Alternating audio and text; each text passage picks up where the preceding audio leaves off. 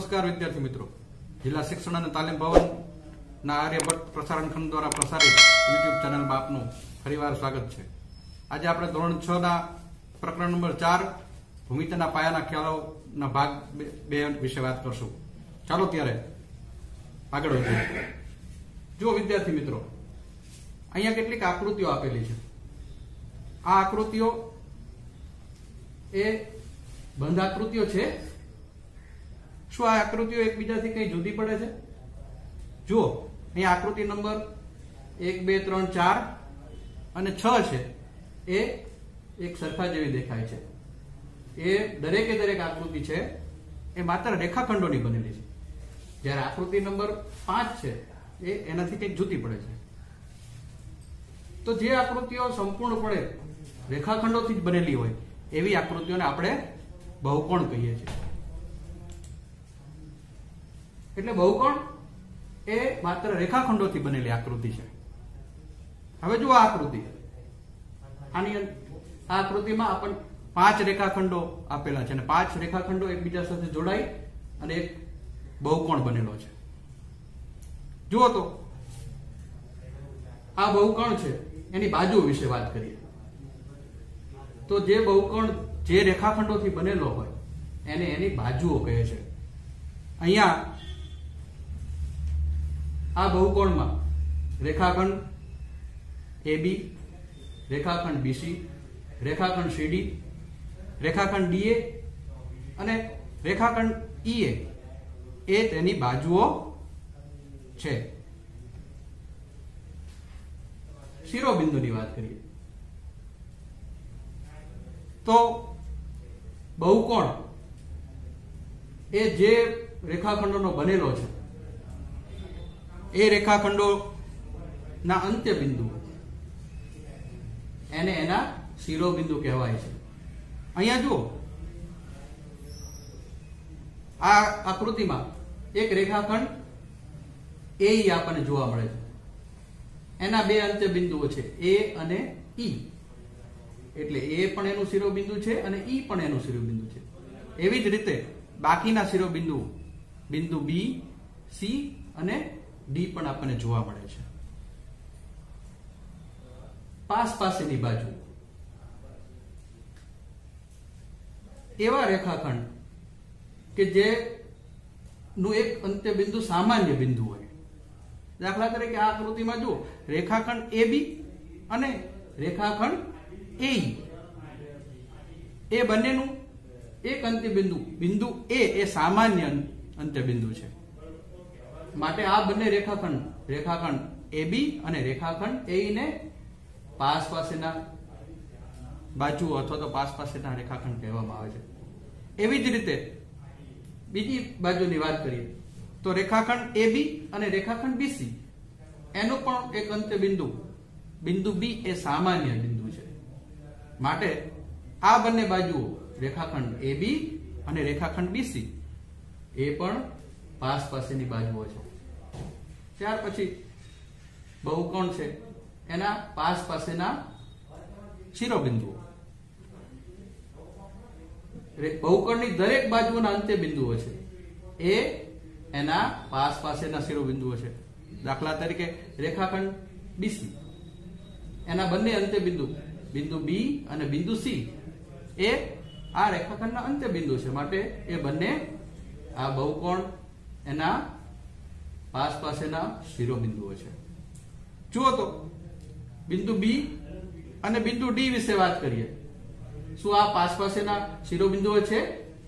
ના, એ પાસેના શિરોબિંદુ નથી, કારણ કે એ એક જ રેખાખંડ અથવા તો એક જ બાજુના અંત્ય બિંદુઓ છે નહીં। ત્યાર પછી બહુકોણ છે એનો વિકર્ણ વિશે વાત કરીએ। પાસેના ન હોય એવા શિરોબિંદુ એને જોડતો જે રેખાખંડ છે એને બહુકોણનો વિકર્ણ કહેવામાં આવે છે। જુઓ વિદ્યાર્થી મિત્રો, આ આકૃતિમાં બિંદુ A અને બિંદુ D એ પાસેના શિરોબિંદુ નથી। માટે A અને D ને જોડતો રેખાખંડ AD એ એનો એક વિકર્ણ બનશે. એવી જ રીતે રેખાખંડ AC, રેખાખંડ BE, રેખાખંડ BD એ પણ એના વિકર્ણો છે. ખૂણો, જેને અંગ્રેજીમાં એંગલ કહેવામાં આવે છે. અહીંયા આ આકૃતિમાં પેટીની ટોચે બીજામાંથી જોડાયેલું એક ઢાંકણ એ છે. પેટીની ધાર AD રેખાખંડ અને ઢાંકણની ધાર AP, એને અનુક્રમે કિરણ AD અને કિરણ AP તરીકે જો આપણે કલ્પીએ તો આ બંને કિરણોનું સામાન્ય બિંદુ A છે. આ બંને કિરણો અહીં ભેગા મળીને એક ખૂણાની રચના કરે છે. ખૂણો રચતા બે કિરણો એ સામાન્ય ઉદ્ભવ બિંદુમાંથી નીકળતા હોય છે. આ ખૂણો રચતા બે કિરણો છે એને ખૂણાના ભુજ અથવા તો ખૂણાની બાજુઓ પણ કહેવામાં આવે છે. અને સામાન્ય બિંદુ છે એને ખૂણાનું ઉદ્ભવ બિંદુ કહેવામાં આવે છે અથવા તો એને શિરોબિંદુ પણ કહીએ છીએ. જો વિદ્યાર્થી મિત્રો, અહીંયા એક આકૃતિમાં ખૂણો દોરેલો છે. એ કિરણ OP અને કિરણ OQ એના વડે રચાય છે. આ બતાવવા માટે આપણે શિરોબિંદુ પાસે એક નાનો વક્ર કરેલો છે. અહીં O છે એ એનું શિરોબિંદુ છે. બાજુઓ કઈ કઈ છે વિચારો તો? હા, કિરણ OP અને કિરણ OQ એ બંને એની બાજુઓ છે. આપણે આ ખૂણાને નામ કેવી રીતે આપશું? જો અહીંયા O આગળ ખૂણો રચાય છે એટલે ખૂણાના નામની વધારે સ્પષ્ટતા કરવા માટે આપણે શિરોબિંદુ છે એ શિરોબિંદુનો ઉપયોગ કરશું. આ બિંદુઓ વિશે વિચારીએ તો દરેક બાજુઓ પરનું એક એક બિંદુ અને એક શિરોબિંદુ હોય, એના દ્વારા ખૂણાના નામ આપી શકીએ. દાખલા તરીકે અહીંયા આ ખૂણાનું નામ આપવું હોય તો ખૂણો POQ એ સરળતાથી આપણે દર્શાવી શકીએ છીએ. જો એક બીજી આકૃતિ અહીં આપી છે, એમના ખૂણાનું નામ શું છે? શું ખૂણો P કહીશું એને? હા. શું ખૂણા P નો અર્થ આપણે શું કરીશું? ખૂણાને દર્શાવવા માટે આપણને શિરોબિંદુ ઉપયોગી થશે? જો ખૂણા P નો અર્થ શું કરી શકાય? એને એમ પણ કહી શકાય ખૂણો APB, એવું પણ કહી શકાય ખૂણો CPB, અથવા તો એમ પણ દર્શાવી શકાય ખૂણો APC. યાદ રાખો કે જ્યારે ખૂણો દર્શાવીએ ત્યારે શિરોબિંદુ દર્શાવતો જે મૂળાક્ષર છે એ હંમેશા વચ્ચે લખવામાં આવે છે. ખૂણાનો અંદરનો ભાગ એ સમજવા માટે આપણે એક પ્રવૃત્તિ કરીએ. કોઈ ખૂણો દોરી તેને ખૂણો ABC વડે દર્શાવો. હવે BA કિરણથી BC તરફના ભાગ છે એને આપણે આકૃતિમાં દર્શાવ્યું છે, અહીંયા જે રીતે પ્રવૃત્તિમાં કરીએ છીએ એ રીતે એને છાયાંકિત કરો. હવે બીજા કોઈ કલર વડે BC થી BA તરફનો ભાગ છે એને પણ છાયાંકિત કરો. આ છાયાંકિત કરેલો બંને ભાગ છે એ આકૃતિઓ જ્યાં ભેગી થાય છે એ સામાન્ય ભાગને ખૂણા ABC નો અંદરનો ભાગ કહેવામાં આવે છે. અંદરનો ભાગ એ પ્રતિબંધિત વિસ્તાર નથી, પરંતુ જેમ બંને બાજુ તરફના બંને કિરણો અનંત તરફ વિસ્તરે છે એ જ રીતે આ અંદરનો ભાગ પણ અનંત સુધી વિસ્તારી શકાય છે. ત્રિકોણ, ટ્રાયેંગલ. જો વિદ્યાર્થી મિત્રો, અહીંયા ત્રિકોણ દર્શાવતી બે આકૃતિઓ તમને જોવા મળે છે. એક છે કાટખૂણિયા, જે કંપાસ પેટીમાં આપણે એનો ઉપયોગ કરી છે, અને બીજું છે કપડા સુકવવાનું હેંગર. હવે ત્રિકોણમાં ત્રણ સમરેખ બિંદુઓ હોય છે. અહીંયા આકૃતિમાં ત્રણ બિંદુઓ, ઉદાહરણ તરીકે A, B અને C એ આપ જોઈ શકો છો. એવી જ રીતે ત્રિકોણમાં 3 અસમરેખ બિંદુઓને આપણે જોડીએ તો અહીંયા આકૃતિમાં દેખાય છે એ પ્રમાણે એની 3 બાજુઓ મળે છે. જેમ કે ઉદાહરણ તરીકે રેખાખંડ AB, રેખાખંડ BC અને રેખાખંડ CA. એવી જ રીતે 3 બાજુઓને જોડીએ તો 3 ખૂણાઓ પણ મળે છે. જેમ કે અહીંયા ઉદાહરણમાં આપેલા છે ખૂણો ABC, ખૂણો BCA અને ખૂણો BAC. હવે આ આકૃતિ જુઓ. અહીંયા ઉપરની આકૃતિમાં તમે ત્રિકોણનો ભાગ જોઈ શકો છો અને એની ઉપર એક બિંદુ આપેલું છે, બિંદુ Q. એ ત્રિકોણ ઉપરનું બિંદુ છે. જ્યારે એની બાજુમાં વચ્ચેની જે આકૃતિ છે એમાં જુઓ, એમાં ત્રિકોણનો અંદરનો ભાગ છે એ આપણે કલરથી દર્શાવેલો છે અને એમાં બિંદુ P છે જે ત્રિકોણની અંદર આવેલું બિંદુ છે.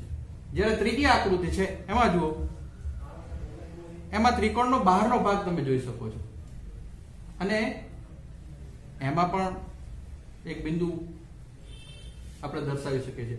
આ રીતે ત્રિકોણને 3 ભાગમાં આપણે વહેંચી શકીએ: ત્રિકોણ ઉપરનો ભાગ, ત્રિકોણની અંદરનો ભાગ અને ત્રિકોણની બહારનો ભાગ. ચતુષ્કોણ. ચતુષ્કોણ એ 4 બાજુઓ ધરાવતો બહુકોણ છે.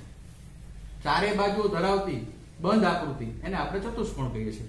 આ ચતુષ્કોણની બાજુઓ છે રેખાખંડ AB, રેખાખંડ BC, રેખાખંડ CD અને રેખાખંડ DA. એ જ રીતે આ ચતુષ્કોણના 4 ખૂણાઓ છે.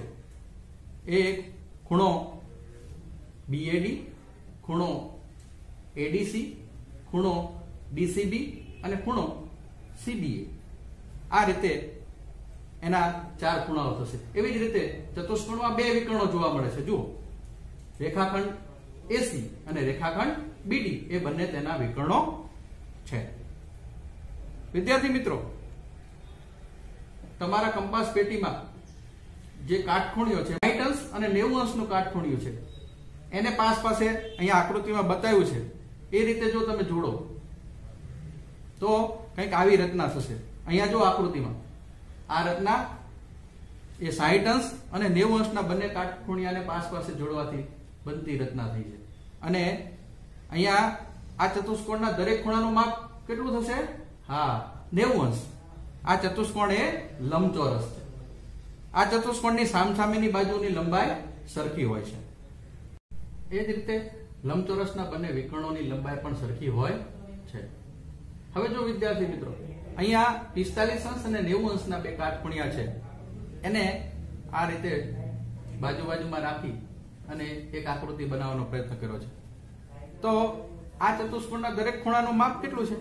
હા, એનું પણ 90 અંશ માપ છે. આ ચતુષ્કોણ છે એની બધી બાજુઓની લંબાઈ કેવી છે?